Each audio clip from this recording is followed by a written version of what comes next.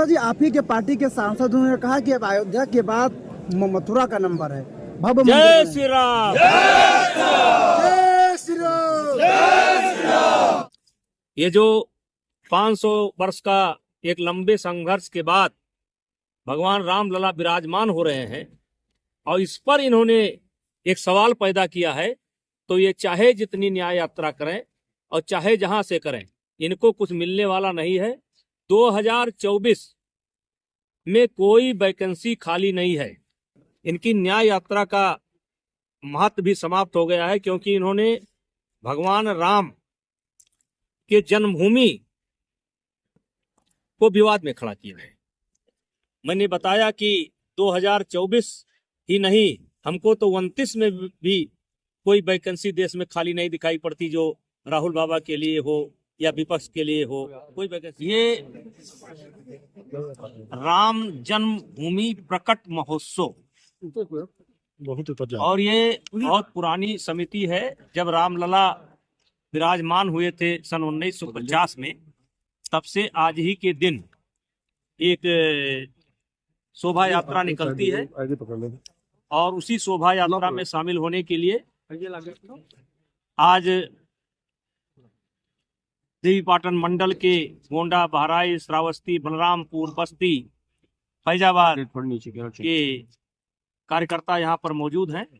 चूंकि संख्या को सीमित रखना है और इसमें अभी माननीय मुख्यमंत्री जी का कार्यक्रम इस समय चल रहा है, तो व्यवस्था की दृष्टि से उनके जाने के बाद हम लोग यहाँ से निकलेंगे और क्षीरेश्वर नाथ जो भगवान शिव का मंदिर है, वहां से यात्रा प्रारंभ होगी और पूरे रामकोट और राम जन्मभूमि की परिक्रमा करके इस यात्रा का समापन हो जाएगा। ये शोभा यात्रा प्रतिवर्ष निकलती है। सांसद जी, में कितनी संख्या में लोग हैं शोभा यात्रा में? देखिए, इसमें एक लिमिट रखना है संख्या का, इसलिए 5000 संख्या हमने अनुमानित की थी, चिन्हित की थी कि 5000 लोग ही चलें, क्योंकि एक सीमित संख्या में रहना है।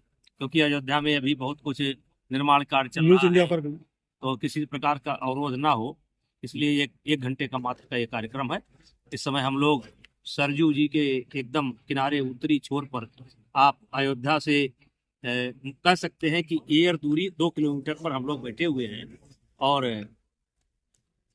1 बजे के बाद संभावना है हम लोग यहाँ से निकलेंगे और साधु संतों के नेतृत्व में एक ये उत्सव मनाया जाता है, उसमें हम लोग शामिल। सांसद, जिस तरीके से कांग्रेस ने राम मंदिर प्राण प्रतिष्ठा कार्यक्रम का निमंत्रण छोड़ दिया, उसके बाद लगातार कांग्रेस के नेता एक के बाद एक इस्तीफा दे रहे हैं। आज मिलिंद देवरा जो 55 साल का रिश्ता खत्म करते उन्होंने कांग्रेस छोड़ दिया। देखिए, जाको प्रभु दारुण दिख दीना, ताकि मत पहले हर लीना।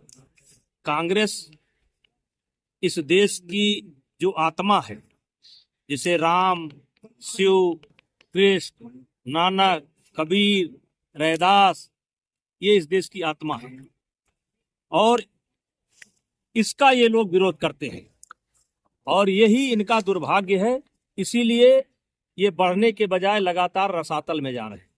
सांसद जी, जिस तरह से साधु संतों का सम्मान कर रहा है देश पूरा, वही पश्चिम बंगाल में जिस तरह से साधु संतों के ऊपर आक्रमण हुआ, किस नजरिए से देखते हैं? देखिए, यहीं पर रखिए। आज सांसद जी, जिस तरीके से राहुल गांधी मणिपुर से अपनी न्याय यात्रा शुरू कर रहे हैं, किस तरीके से आप उनकी यात्रा को देख रहे हैं? उन्होंने बहुत बड़ी पदयात्रा भी की थी। हम समझते हैं कि लगभग देश में सबसे बड़ी पदयात्रा उनकी थी, और पदयात्रा करने के बाद वो चुप रहते तो शायद उस पदयात्रा का कोई महत्व होगा। इनकी न्याय यात्रा का महत्व भी समाप्त हो गया है, क्योंकि इन्होंने भगवान राम के जन्मभूमि को विवाद में खड़ा किया है। ये जो 500 वर्ष का एक लंबे संघर्ष के बाद भगवान राम लला विराजमान हो रहे हैं, और इस पर इन्होंने कह लीजिए कि एक सवाल पैदा किया है, तो ये चाहे जितनी न्याय यात्रा करें और चाहे जहां से करें, इनको कुछ मिलने वाला नहीं है। 2024 में कोई वैकेंसी खाली नहीं है। मोदी जी के नेतृत्व में पूरी भारतीय जनता पार्टी की टीम सरकार बनाने जा रही है। चाहे मणिपुर से शुरू करें, चाहे बंगाल से शुरू करें, यहाँ पर कोई वैकेंसी नहीं है। यहाँ वैकेंसी फुल हो चुकी है मोदी जी के नाम से। सांसद जी सर कल इंडिया गठबंधन की बैठक हुई, मल्लिकार्जुन खड़गे को इंडिया गठबंधन का संयोजक बनाया गया है। किस तरीके से आप देख रहे हैं उसमें अखिलेश यादव, नीतीश कुमार ये सब शामिल नहीं थे, किस तरीके से देख रहे हैं? एक तो बनने में भी बहुत दिक्कत है और बन भी जाए तो कोई फर्क नहीं पड़ता है। मैंने बताया कि 2024 ही नहीं, हमको तो 29 में भी कोई वैकेंसी देश में खाली नहीं दिखाई पड़ती जो राहुल बाबा के लिए हो या विपक्ष के लिए हो, कोई वैकेंसी खाली नहीं।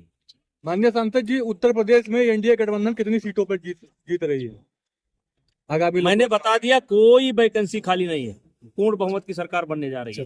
सर, न्योता को उन्होंने स्वीकार कर लिया है, उन्होंने कहा है कि हम प्रतिष्ठा के बाद में आएंगे।